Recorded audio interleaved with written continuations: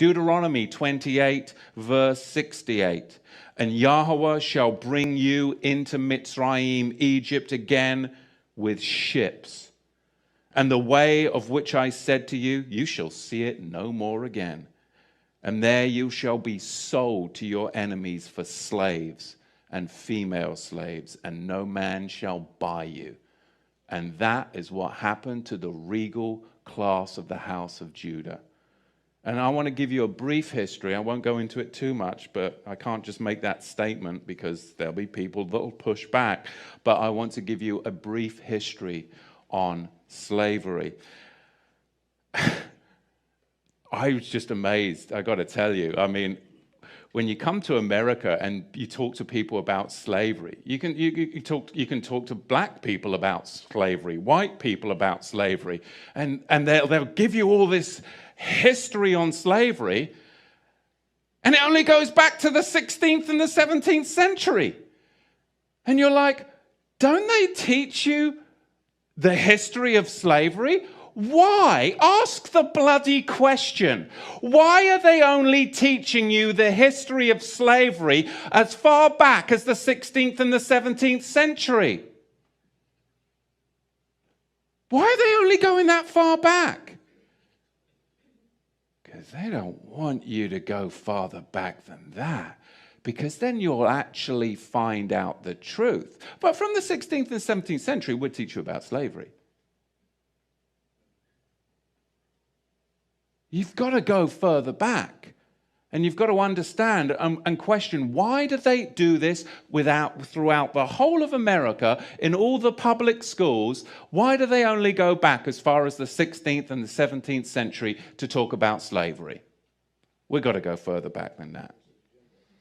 Because Islam designed infernal slavery, and then the Ashkenazi Khazars, those who say they are Jews and are not, are the ones that marketed it, and the regal Negro nomads exiled from the kingdom of Judah were the main recipients of it at the hands of the indigenous black Africans. Because you've got to understand, the regal class of the house of Judah came down from Israel, and they came into the land of the black Africans.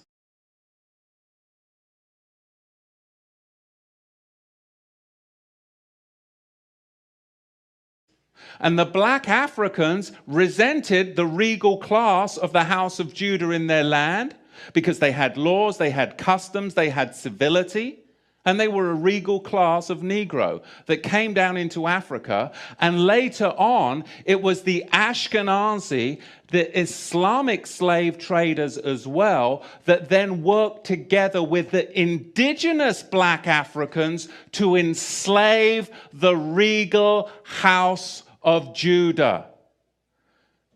This is what we've got to understand, but you've got to go back before the 16th century to understand the roots of it.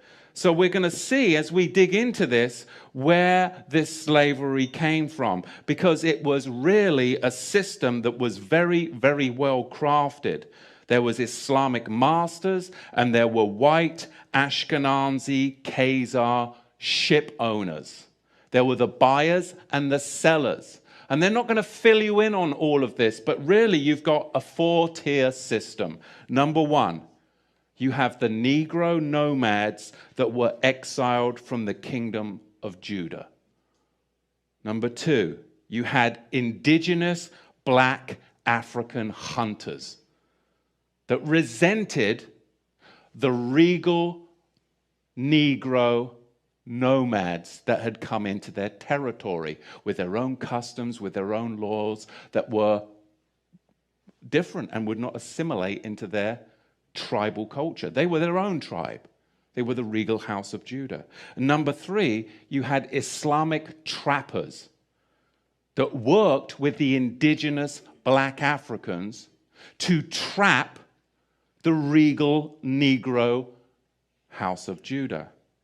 And then you had them sell them to the Ashkenazi ship merchants, along with many Portuguese and British Ashkenazi.